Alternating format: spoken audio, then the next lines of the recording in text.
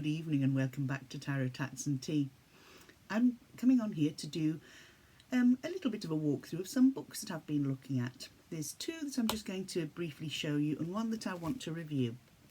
So let's get on with it, and just a heads up, these aren't all about tarot this week, but there is something in here that I feel could relate to all of us, especially at this time of year. So the first book I'm going to look at is one on foraging, and you know how much I'm into my foraging and my herbs, etc. And it's the Forager's Guide to Wild Foods, and this is the European edition. You get a USA edition as well. It's by Nicole Apelian Ph.D. Now she's around a lot on Facebook promoting her books on medicinal herbs, and these are wild foods, and that's what I've gone for. I think I might get the medicinal one as we go down the line. And she has a third one out, and I can't recall it's there's the foods, the medicines, and oh, it'll come to me. But this is the one I have anyway. Let's have a look at the blurb on the back. Weeds, trees and leaves, bulbs, berries and bark. We are surrounded by wild edibles. The Forager's Guide to Wild Foods will help you identify the wild foods and medicines growing in your own backyard. Learn to ethically harvest, store and use the abundance of edible plants, seaweeds, lichens and mushrooms that surround you. Each entry has an introduction, common medicinal uses, poisonous lookalikes, a description of flowers and leaves for ID, colour photos, harvesting instructions and a simple recipe. Wild foods are healthy, they are not genetically modified, and they are pesticide free. They don't need care nor maintenance, and they are free to collect. They also have hidden medicinal properties, and you can use them to create potent remedies for you and your family. It doesn't matter if you are young or old, it's never too early or too late to start learning a new useful skill that you'll have for life. We hope this book will become a favourite reference guide for you and serve as a starting place on your foraging journey. Now, although this is the EU version and Ireland falls in under the EU, there are plants and things in here that would grow more on the continent than they would here on our little island. But I'm going to go through this with a fine-tooth comb. I have already looked at some of the things that I want to forage this next year, and I'm going to sit down with my friend Tamara. Tamara also enjoys foraging, and we're going to go through this, see what we can find locally, source locally, and get on with creating delicious meals and making natural medicines. There is so much to be had from going back to nature, and this in itself is something that can feed our well when it comes to finding activities to do to get us out there into the fresh air, at one with nature, and start appreciating what we have around us. And this foraging has done that for me. It's developed into a healthy love of growing all sorts, cooking and salad making, and even making salves, oil rubs and tinctures. And do they work? Well, yes, I think they do. If it's psychosomatic, then so be it. It seems to be working for me. But this is one book, one of my few that I have on foraging now, that I'm going to sort of delve really deeply into, because the one thing we have to also be careful of, there are so many plants that are alike. It's almost like there's a good and a bad side of a plant. They have almost like a mirror image of lookalikes when it comes to what's safe and what is not, what's healthy and what's a toxin. So it's all about being careful, knowing what you're looking for, looking at what you're picking and what you're going to do with it. There is a foraging course that's held here. I think it's sort of late spring, summertime, so I might sign up for that this next year and see how we get on. So that's the Forager's Guide to Wild Foods by Nicole Apelian. And I think it's going to be rating pretty high on my book when I actually come to review it totally. One book that I'm currently reading, and I'm about a fifth of the way through, and I put it down because something else caught my eye that needed my attention. Well, not needed, but grabbed me and wouldn't let me go. But the one that I'm currently reading as well, it's called I Am Pilgrim. It is written by Haynes, and it starts off neck deep in action. Okay, it's not a boring book. It is about espionage. It is that spy sort of vibe about it. Well, not vibe, it is, and it's really quite unputdownable. I really am enjoying this one. Let me read the blurb. The international phenomenon. A young woman murdered in a rundown Manhattan hotel. The very first page. A father publicly beheaded in the blistering sun of Saudi Arabia. A man's eyes stolen from his living body as he leaves a secret Syrian research laboratory. Smouldering human remains on a mountainside in the Hindu Kush. A plot to commit an appalling crime against humanity. One thread that binds them all. The one man to take the journey. That's Pilgrim.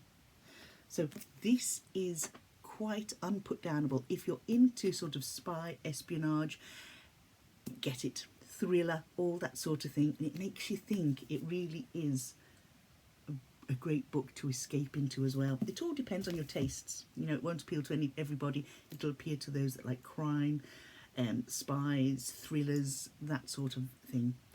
Now, this next book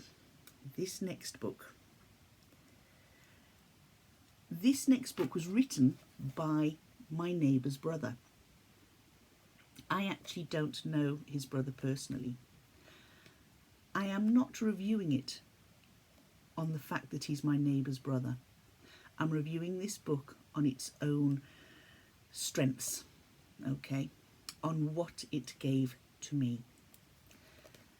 The book is called Journey Through Anxiety, A Troubadour's Tale, and it is written by David Anthony Rooney. Why am I so eager to do a review on this book? This book arrived on my doorstep on Monday at 8 a.m. I opened it eagerly because I was really waiting for this, and I thought, right, grab a coffee, sit and read, and then I had an appointment at 11:30, and the appointment was about 35 minutes away.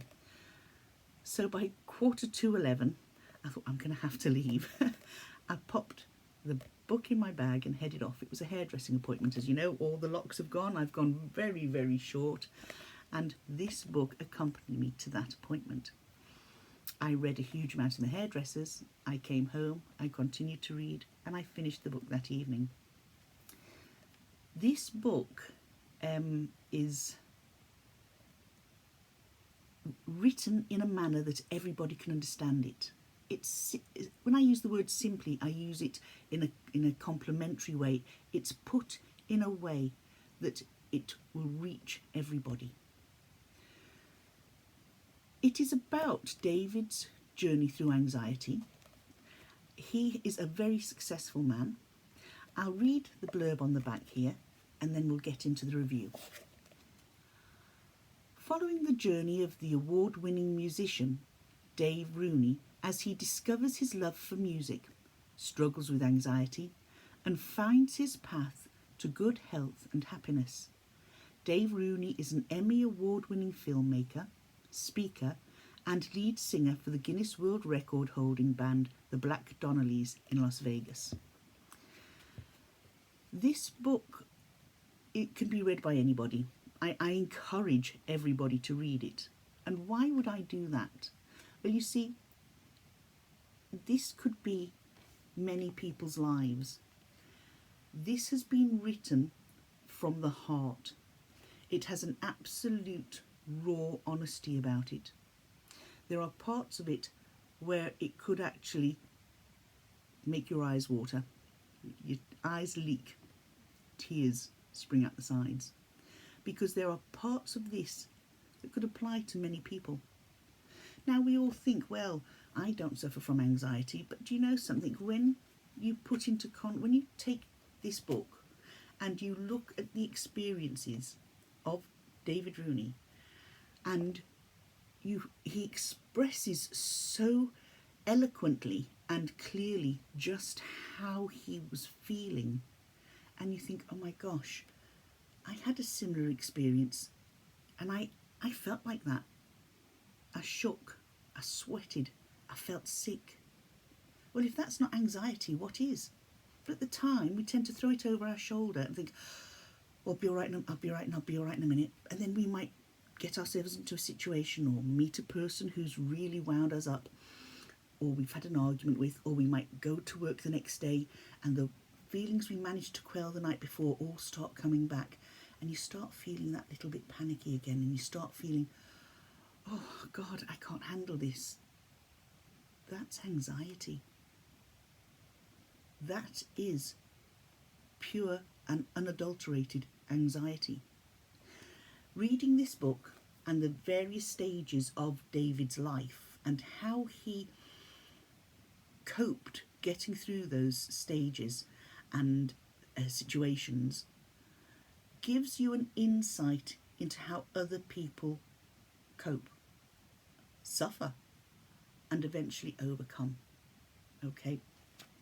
What I like about the way this has been written, after each chapter, David has given us notable points. What are notable points? They are points that are literally pointed out to us as to steps or ideas that we can put into place to help ourselves when we are in times that are creating anxiety, or we're just feeling anxious for no good reason, or what we feel is no good reason. When you peel back the skins of the onion, there's always a reason as to why you feel anxious. And that's the crux of this book. Why are you feeling anxious? What caused it? How do you deal with it? How does it make you feel? What do you do? Do you get too far down the end of a bottle? Do you choose to go the healthy route and meditate and go deep within and find out what is causing this angst? Your actions are down to you. How you deal with things, how you cope. And this book, it's not a step-by-step guide on how to overcome your anxiety. This is one man's journey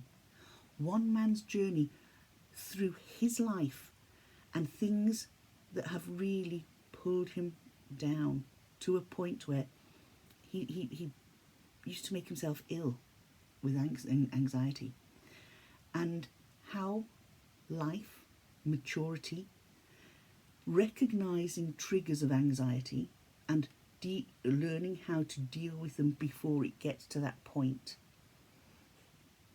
All his steps are steps that we can look at and say, well, do you know, I have felt like that in, okay, it might not be the same situation, similar, it might be quite different, but the gist is the same. The sort of, this is what happened and this is how you cope. You can either fight or flight.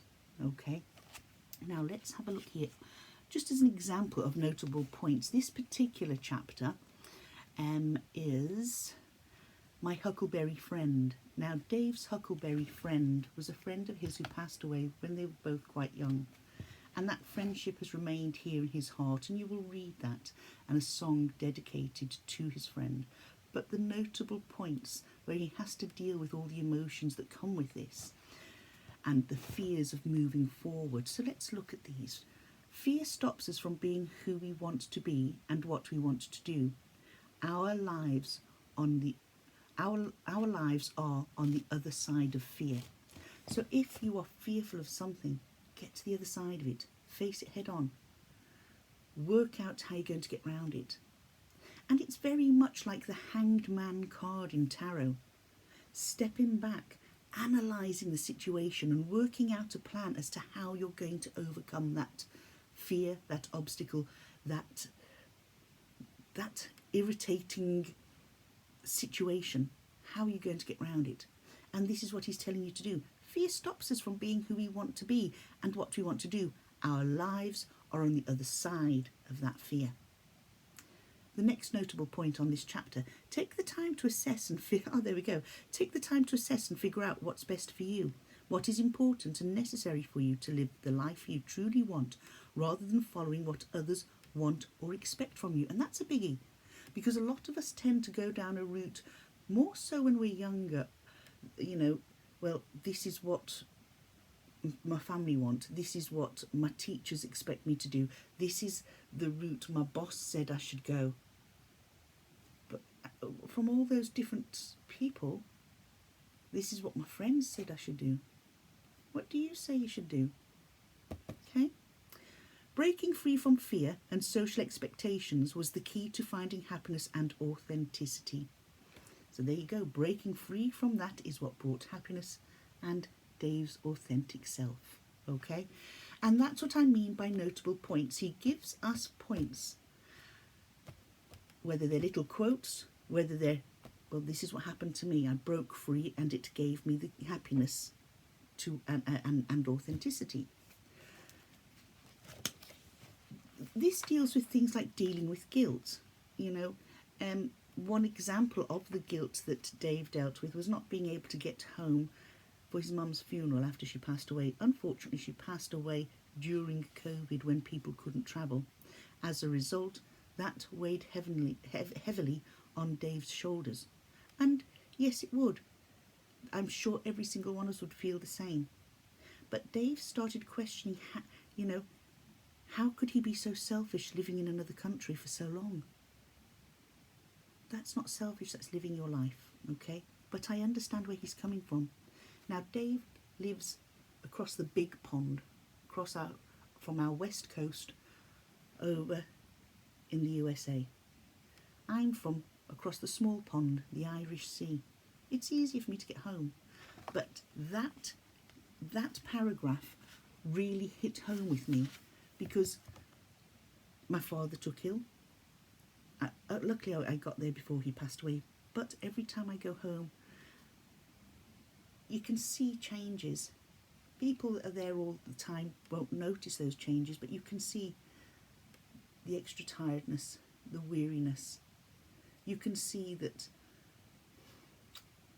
age is taking its toll. And it does cause you to sit back and think, I should be here. I should be here. And helping my mum sort of traverse her old age.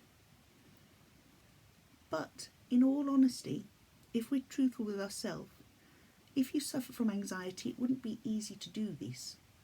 But if you get that guilty feeling and you sort of try to think rationally, well, when you're anxious, rational thought can disappear out the window. But ask yourself, if you could speak to your parents, or if you let them know that you feel guilty about living your life because you feel that you're not on hand to be there immediately, that would upset them even more. At the end of the day, talking from a parental point of view, we nurture our children. We hope that they develop the strength, the tenacity, the determination, the bravery, the sheer wit, and grab the world by the short and curlies and go out there and make it theirs. And then we can sit back with pride and think, they did it. Very proud of that child, I'm very proud of that child, I'm very proud of that child, because they all have their own merits. But who put them on the right path initially? You did as a parent. So, whether you're looking at it from a parent's point of view, feeling guilty about what you can provide and can't provide, or you're looking at it from a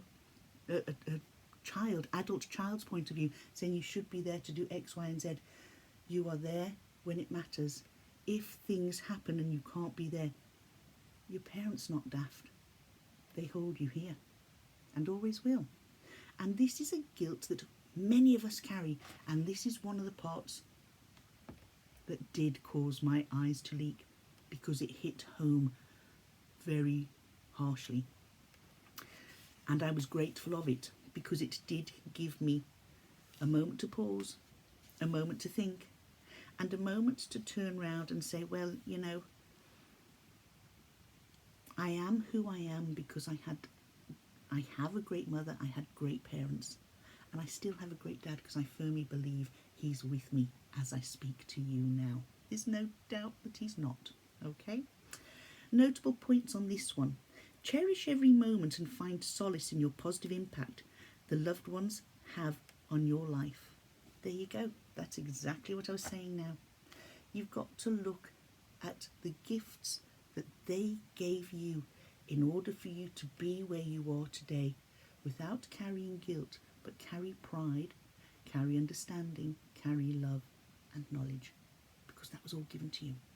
It might not have felt like it at the time, but it is. We go through chapters from where Dave first set out in his life, how he lost his friends, how he went off to Germany and made his way there, how he went off to Scandinavia and Copenhagen. It was amazing, but at each turn, anxiety hit him hard, and at each turn, he found a way to get through it. It wasn't easy, but he did it. And he takes us right up to where he is today in his life. And what I love about this is our chapter here is called Inner Peace. By the way, all the drawings and the cover were designed by his own son. And his artwork is lovely. When you're going through this, they do make you smile. I think that's so apt for each chapter. But this Inner Peace one is one that I really did enjoy, because here on Tarot Tats and Tea and here in Tarotland, you know, on Tarot Tube, many of us partake in meditation. We sometimes meditate with the tarot. We often meditate without it. We step into a card and talk to the characters and take the characteristics of that card, find that in the character. What gifts do they give us? What do we walk away with when we have finished that meditation and stepped out of the card? In here, looking at Inner Peace, this is where Dave talks about his world of meditation and how he came into this and how it helps him today. And having that inner peace, being able to delve deep, being somebody who actually believes in a lot of the things that I would believe in and that many of us here in Tarot Tube would believe in, and especially when it comes to spirit, that our ancestors are with us and we can talk to them in our times of meditation and finding that peace, finding that tranquility and allowing it to form inner strength for us. There's also the bit about negativity, and one of the notable points that I want to read out here is that be selective with whom you spend your time. Well, we often talk about that in our various practices, is when you speak, the negativity that can rub off, the unpleasantness, you know, the sneakiness, and all those that are just energies, vampires, you know, time to move on. Be present. Be present, be in the there and now and see what's going on. And take time to observe what's going on around you and listen. Because sometimes we might be in a room, but we're not always present because we allow everything to wander. We give ourselves time to let our thoughts wander, but not when we're in that sort of environment that we have to stay focused. Okay? Goes on to talk about foods and healthy diets, going from, you know, unhealthy to healthy diets, breaking chains and bad habits. And all through it as well, you'll find the words of songs that Dave has written. And I'm not quite sure, there's a barcode or a QR code on the back here where you can get in touch and stay in touch with David. And it's sort of get in touch, connect with me for more information on dealing with anxiety. Feel free to check out our website, and he has that all here. Okay, for book, you can also book him for speaking, etc. Because this man is out there. He's out there, and he's found a way to help people worldwide with his own experience of his journey through anxiety. It's like sharing your secrets, you know. It's putting yourself in a really vulnerable position, and yet if you can do that and you have the strength to do that and you can share your trials and tribulations, then you're a very, very brave person. And for me, that is a sure sign that you certainly are controlling that emotional side, that anxious side, and the side that can cause the shakes, the sweats in the middle of the night, etc., etc. This is a book that I am certainly going to encourage my own children to read, because I know each of them have their own levels of anxiety that they have to cope with. And I think reading something like this will feed their well, will give them tools to be able to say, well, you know, I can see that, I can understand that, and this is how I'm going to try. I want to thank Dave Rooney for sharing this with the entire world, because it's a tool that will be very valuable on many people's bookshelves. So folks, if you do suffer with anxiety, don't get me wrong, I'm not plugging this book. Well, I suppose I am, but reviewing it from how I found it. I found it very honest. I found it sometimes things to laugh at. A lot of times things that gave me a lot of things to think about. I also found times where I could identify with things, and I never would have considered myself as an anxious person. But then when you read about the symptoms of anxiety and you think, my gosh, that's happened to me an awful lot in my life, for different reasons, you know, and it gives you food for thought, and it makes you think, well, you know, now I understand exactly what anxiety is, because you hear people say, oh, I'm anxious and this and that. On the occasions that I have been anxious, if there are people who feel like that all the time. Now, I've had levels of anxiety before today that's made me dizzy, it's made me sick, it's made me not want to get out of bed, it's made me sad, heart sore, it's made me